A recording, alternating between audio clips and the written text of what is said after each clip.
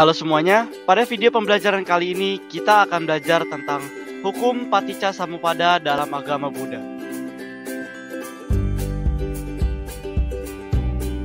Sebelumnya perkenalkan, nama saya Sandi Karunia Sugiartana. Salam sejahtera bagi kita semua. Sotihotu Namo Buddhaya. Sebelum kita mulai, jangan lupa untuk like, subscribe, dan juga share video ini ke teman-teman kalian agar video ini bisa lebih bermanfaat lagi bagi orang lain.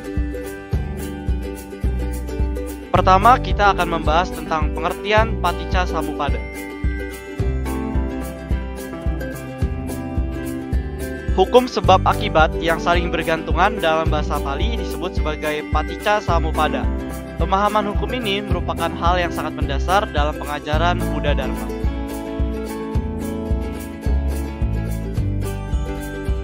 Hukum ini telah ada di alam semesta sebelum kemunculan seorang Buddha sekalipun.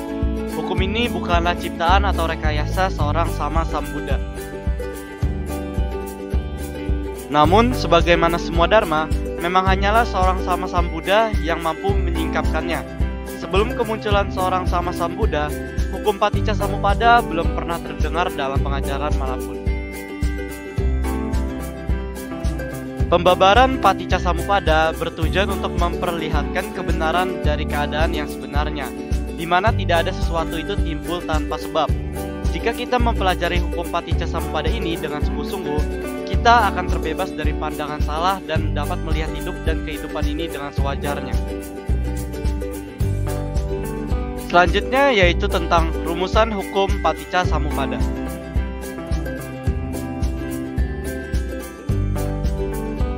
Secara singkat, hukum Paticca Samuppada dapat dirumuskan sebagai berikut. Imasming sati idang hoti, imasupada idang upajati, imasming asati idang nahoti, imasta niroda idang nirujati. Artinya, dengan adanya ini, maka adalah itu. Dengan timbulnya ini, maka timbullah itu. Dengan tidak adanya ini, maka tidak adalah itu. Dengan padamnya ini, maka padamlah itu.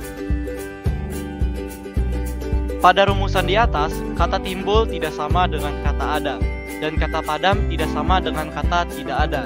Apabila salah satu kalimat di atas tidak ada, rumusan tersebut tidak mencerminkan kaidah Paticca Samuppada secara tepat. Berikutnya yaitu tentang 12 nidana. Paticca Samuppada dalam Nidana Wagga Samyutta Nikaya diuraikan dalam dua model sebagai kemunculan dukkha dan padamnya dukkha. Berdasarkan prinsip yang saling bergantungan ini, seluruh kelangsungan dan kelanjutan hidup dan juga berhentinya hidup dapat diterangkan dalam rangkaian dari 12 nidana. Yang pertama yaitu ketidaktahuan atau awija. Ketidaktahuan atau kegelapan batin adalah salah satu akar penyebab seluruh kotoran batin dan seluruh perbuatan jahat atau akusala. Semua pikiran jahat merupakan akibat dari kebodohan. Jika tidak ada kebodohan, perbuatan jahat baik melalui pikiran, ucapan, atau jasmani tidak akan dilakukan. Meskipun demikian, kebodohan tidak seharusnya dianggap sebagai mula pertama ataupun pokok asal dari makhluk. Tentu saja ia bukan penyebab utama, dan tak ada gambaran mengenai penyebab pertama dalam pemikiran Buddhis.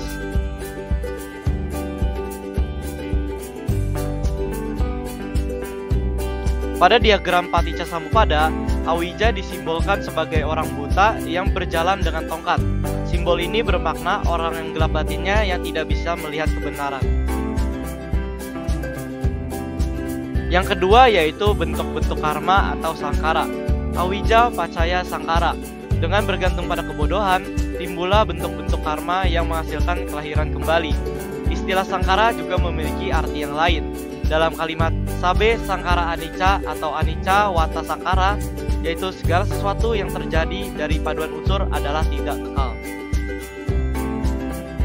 Istilah sangkara digunakan untuk segala sesuatu yang merupakan paduan unsur dan terkondisi. Munculnya makhluk hidup karena akibat dari sebab dan kondisi, dan apa yang mereka lakukan sebagai sebab dan kondisi akan menghasilkan akibat yang lain. Sangkara terbatas pada aktivitas baik dan buruk melalui jasmani, ucapan, dan pikiran yang menghasilkan akibat. Sangkara disimbolkan sebagai pembuat pot dan berbagai jenis pot. Ada pot yang utuh dan ada pot yang pecah. Ini melambangkan bentukan-bentukan kehendak yang akan menghasilkan perbuatan yang baik atau buruk melalui pikiran, ucapan, maupun perbuatan jasmani. Pot pecah melambangkan karma yang telah berbuah, dan pot utuh melambangkan karma yang belum berbuah. Yang ketiga yaitu kesadaran atau winana. Sangkara, pacaya, winana bergantung pada bentuk-bentuk karma yang menghasilkan kelahiran kembali. Timbullah kesadaran, yaitu kesadaran yang menyambung kembali kehidupan. Dengan kata lain, bergantung pada karma atau perbuatan baik dan jahat di masa lampau, terkondisi kesadaran dalam kehidupan yang sekarang. Karena itulah, kesadaran merupakan faktor pertama dari urutan kondisi kehidupan yang dimiliki kehidupan yang sekarang.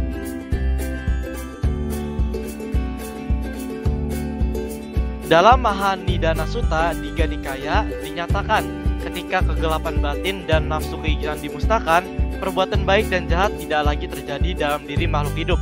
Sebagai akibatnya, kesadaran untuk lahir kembali tidak lagi muncul dalam kandungan seorang ibu. Winana disimbolkan dengan kera yang berayun dari pohon ke pohon yang banyak buahnya. Simbol ini melambangkan kesadaran yang merupakan penyambung dari satu momen kesadaran ke momen kesadaran berikutnya. Dapat juga berarti kesadaran yang menyambungkan dari satu kehidupan ke kehidupan yang berikutnya saat kematian. Yang keempat yaitu batin dan jasmani atau nama rupa. Winana, pacaya, nama rupa. Bergantung pada kesadaran, timbullah batin dan jasmani. Istilah nama di sini berarti corak batin atau cetasika. Dengan kata lain, 3 kelompok batin yaitu tubuh, jasmani, perasaan, pencerapan, bentuk-bentuk pikiran dan kesadaran yaitu rupa, wedana, sana, sangkara, dan winana. Ketika kita mengatakan dengan adanya kesadaran timbullah batin dan jasmani, maka yang dimaksud jasmani adalah tubuh fisik, organ-organ tubuh, kemampuan, dan fungsinya. Batin berarti unsur batin. Dengan kata lain, winana, pacaya, nama rupa berarti bergantung pada kesadaran timbullah 3 unsur batin, yaitu perasaan, pencerapan, dan bentuk-bentuk pikiran yang membentuk batin bersamaan dengan terbentuknya tubuh jasmani dalam tahap awal suatu janin. Nama rupa disimbolkan 2 orang menaiki perahu yang didayung oleh tukang perahu. Ini melambangkan batin dan jasmani yang bersama-sama mengarungi kehidupan, namun tidak mengendalikan kemana tukang perahu akan membawa mereka. Yang kelima yaitu 6 landasan indera atau salayatana. Nama, rupa, pacaya, salayatana. Dengan adanya batin dan jasmani, timbullah 6 landasan indera. 6 landasan indera tersebut terdiri dari 5 indera jasmani yaitu mata, telinga, hidung, lidah, dan jasmani, dan 1 indera pikiran atau kesadaran. Jika tidak ada nama rupa atau batin dan jasmani, tidak ada salayatana atau 6 landasan indera yang dapat muncul. Demikianlah nama rupa dan salayatana saling berhubungan dan saling bergantungan satu sama lain. 6 landasan indera disimbolkan rumah yang memiliki 6 jendela.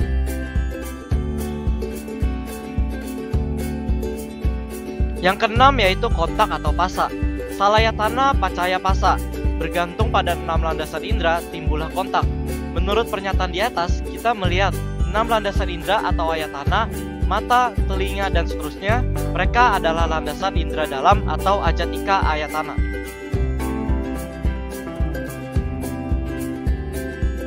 Di luar tubuh seseorang, terdapat 5 objek indera yang terkait: bentuk, suara, bau, rasa, dan sentuhan. Lebih jauh lagi objek batin. Ini dikenal sebagai 6 landasan indera luar atau bahira ayatana. Indera luar ini adalah makanan bagi indera dalam manusia. Karena itulah mereka saling berhubungan. Walaupun ada hubungan fungsional antara 6 indera ini dengan objeknya, pengetahuan menjelma bersama winana atau kesadaran. Oleh sebab itu dikatakan, jika kesadaran timbul karena mata dan bentuk penglihatan, ini disebut sebagai kesadaran penglihatan. Pada saat ketiganya yaitu mata, bentuk, dan kesadaran mata atau kesadaran penglihatan muncul bersamaan, peristiwa ini disebut kontak atau kesan-kesan. Dari kontak muncullah perasaan dan seterusnya. Yang ketujuh yaitu perasaan atau wedana. Pasa, pacaya, wedana. Bergantung pada kontak timbullah perasaan. Perasaan terdiri atas 6 jenis sebagai berikut. Perasaan yang timbul karena kontak mata, perasaan yang timbul karena kontak telinga, perasaan yang timbul karena kontak hidung, perasaan yang timbul karena kontak lidah, perasaan yang timbul karena kontak jasmani, dan perasaan yang timbul karena kontak pikiran.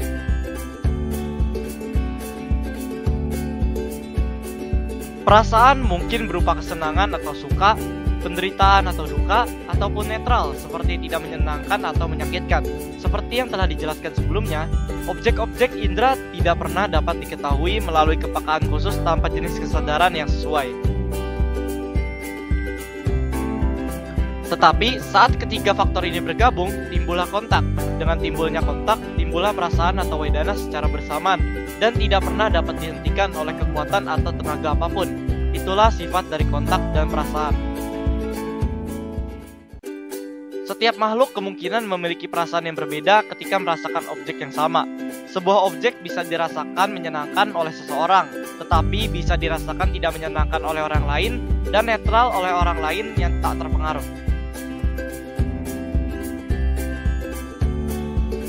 Perasaan disimbolkan orang yang terkena anak panah di matanya. Akibat kontak antara kesadaran, objek, dan indera, timbul perasaan. Perasaan dapat membutakan dan membuat celaka jika tidak ada pengendalian diri. Yang kedelapan yaitu nafsu keinginan atau tanha. Wedana pacaya tanha. Dengan adanya perasaan, timbullah nafsu keinginan. Keinginan bersumber dari adanya perasaan. Seluruh bentuk nafsu tercakup dalam tanha. Keserakahan, kehausan, rangsangan, hawa nafsu, kegairahan, hasrat, kerinduan, dorongan cinta adalah wujud tanha. Nafsu keinginan inilah yang menyebabkan penjelmaan kembali, kelahiran kembali yang disertai dengan kenikmatan hawa nafsu dan penemuan kesenangan baru pada masa sekarang dan selanjutnya, yaitu keinginan akan kesenangan indera atau kama tanha, keinginan untuk terus berlangsung atau bawa tanha, dan keinginan untuk tidak berlangsung atau wibawa tanha. Nafsu keinginan disimbolkan orang mabuk yang terus minum. Ini melambangkan nafsu keinginan yang tidak kenal puas, menuruti keinginan terus-menerus meski membahayakan. Yang kesembilan yaitu kemelekatan atau upadana. Tanha, pacaya, upadana. Dengan adanya nafsu keinginan, timbullah kemelekatan. Kemelekatan digambarkan seperti keinginan yang tinggi kadarnya atau berlebihan. Manusia menjadi budak nafsu dan terjerat dalam jaring yang telah dibuatnya sendiri dari nafsu terhadap kesenangan. Kemelekatan digambarkan seperti seekor kera yang sedang memetik buah-buahan. Walaupun telah mendapatkan banyak buah, namun ia masih tetap memetik sehingga ada banyak buah yang tercecer. Yang ke-10 yaitu penjadian atau bawa. Upadana pacaya bawa. Dengan adanya kemelekatan timbullah penjelmaan. Penjelmaan terdiri dari dua jenis dan harus dipahami sebagai dua proses, yaitu proses karma atau kama bawa dan proses tumimba lahir akibat karma atau upapati bawa. Kama bawa adalah kumpulan perbuatan baik dan jahat.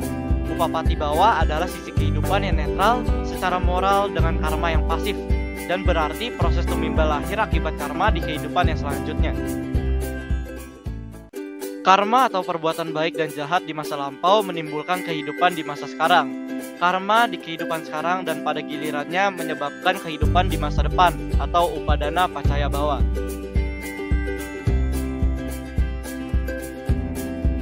Upadana pacaya bawa berarti kemelekatan atau upadana adalah kondisi bagi proses karma atau perbuatan dan proses tumimba lahir akibat karma lalu.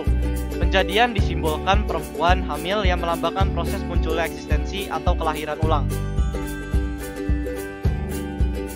Yang ke-11 yaitu kelahiran atau jati. Bawa pacaya jati. Bergantung pada penjelmaan timbullah kelahiran. Di sini kelahiran tidak hanya berarti benar-benar peristiwa melahirkan, melainkan kemunculan dari 5 aspek, yaitu bentuk-bentuk materi, perasaan, pencerapan, bentuk-bentuk pikiran, dan kesadaran dalam kandungan seorang ibu. Proses ini dikondisikan oleh karma bawa. Kelahiran sekarang dihasilkan dari nafsu keinginan dan kemelekatan pada kehendak berbuat dari kelahiran lampau. Dan nafsu, keinginan, dan kemelekatan yang dilakukan dengan kesadaran di kelahiran sekarang akan menghasilkan kelahiran kembali di masa depan. Menurut ajaran Buddha, kehendak berbuat inilah yang membagi makhluk hidup menjadi tinggi dan rendah. Makhluk hidup merupakan ahli waris dari perbuatannya, pemilik yang bertanggung jawab atas perbuatannya. Perbuatannya merupakan rahim dari mana ia dilahirkan, dan melalui perbuatan mereka sendirilah mereka harus berubah demi kebaikan, memperbaiki diri, dan memperoleh kebebasan dari kotoran batin. Kelahiran disimbolkan dengan wanita melahirkan yang melambangkan kelahiran ulang makhluk-makhluk. Yang terakhir yaitu penuaan dan kematian atau jara marana. Jati pacaya jara marana. Dengan adanya kelahiran timbullah penuaan dan kematian. Bersamaan dengan itu secara alami timbullah kesedihan, keluh kesah, kesakitan, penderitaan, dan keputusasaan. Kelahiran selalu diikuti oleh penuaan dan kematian. Jika tak ada kelahiran, tak akan ada penuaan dan kematian. Penuaan dan kematian disimbolkan orang tua renta sedang berjalan dan adanya mayat yang sudah terbujur kaku. Gambar tersebut melambangkan proses penuaan atau jara dan kematian atau marana yang menimpa setiap makhluk hidup yang dilahirkan. Berikutnya yaitu Paticca Samuppada sebagai filsafat jalan tengah. Dalam Tipitaka sendiri, pandangan ini tidak disebut jelas sebagai jalan tengah atau Majjhima Patipada, tetapi secara harfiah mengacu sebagai mengajar di tengah atau Majjhima Dhamma sebagaimana disebutkan dalam kalimat ini. Sabang atitiko kacana ayameko anto, sabang natiti ayang dutio anto, etete kacana ubuante anupagama, majena tatagato damang deseti. Yang artinya, segala sesuatu ada, ini adalah satu pandangan ekstrim. Segala sesuatu tidak ada, ini adalah pandangan ekstrim kedua. Menghindari kedua pandangan ekstrim ini, Sang Tathagata mengajarkan Dhamma melalui jalan tengah. Dalam khotbah ini, Buddha kemudian menjelaskan asal mula penyebab penderitaan atau duka dari kebodohan atau awija kepada penuaan dan kematian atau jara marana, dan urutan sebaliknya yang paralel akan hilangnya faktor-faktor tersebut. Dengan demikian, tidak terdapat baik diri yang sejati atau ketiadaan sepenuhnya akan manusia pada saat kematian. Hanya terdapat kemunculan atau ketiadaan akan keadaan yang sesungguhnya terjadi. Yang terakhir yaitu Paticca Samuppada sebagai ajaran sentral dalam Buddhisme. Demikianlah seluruh rangkaian penderitaan timbul. Dua yang pertama dari 12 mata rantai ini berhubungan dengan kehidupan lampau, yaitu awija dan sangkara.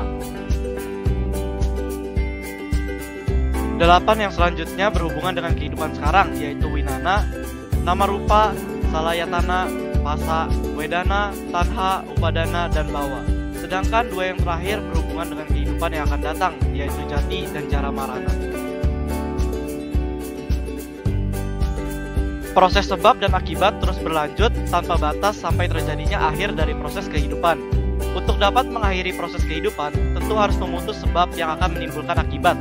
Bila karena sebab timbul akibat, maka bila sebab berakhir, akibat juga akan berakhir. Urutan balik Paticca Samuppada akan membuat persoalan ini menjadi lebih jelas. 1. Berakhirnya kebodohan secara mutlak mengakibatkan berhentinya seluruh kegiatan kehendak. 2. Berakhirnya seluruh kegiatan kehendak mengakibatkan berhentinya kesadaran tuwimba lahir. 3. Berakhirnya kesadaran tuwimba lahir mengakibatkan berhentinya batin dan jasmani. 4. Berakhirnya batin dan jasmani mengakibatkan berhentinya 6 landasan indera. 5. Berakhirnya 6 landasan indera mengakibatkan berhentinya kontak. 6. Berakhirnya kontak mengakibatkan berhentinya perasaan. 7. Berakhirnya perasaan mengakibatkan berhentinya keinginan. 8. Berakhirnya nafsu keinginan mengakibatkan berhentinya nafsu kemelekatan. 9. Berakhirnya nafsu kemelekatan mengakibatkan berhentinya karma. 10. Berakhirnya karma mengakibatkan berhentinya kelahiran. 11. Berakhirnya kelahiran mengakibatkan berhentinya usia tua, kematian, kesedihan, keluh kesah, kesakitan, kesedihan, dan rata tangis. 12. Berakhirnya usia tua, kematian, kesedihan, keluh kesah, kesakitan, kesedihan, dan ratap tangis, maka berakhirlah tumimba lahir. Paticca Samuppada berarti hukum sebab musabab yang saling bergantungan. Segala sesuatu di dalam kehidupan tidak ada yang timbul, terjadi, atau lenyap secara tiba-tiba, tanpa didahului sesuatu sebab dan akibat. Tetapi semuanya saling bergantungan, baik dalam bentuk benda, kejadian, perbuatan, pikiran, dan sebagainya.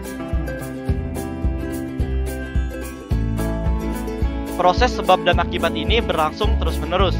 Awal pertama proses ini tak bisa ditentukan karena tidaklah mungkin untuk membayangkan suatu saat ketika aliran kehidupan ini tidak diliputi ketidaktahuan.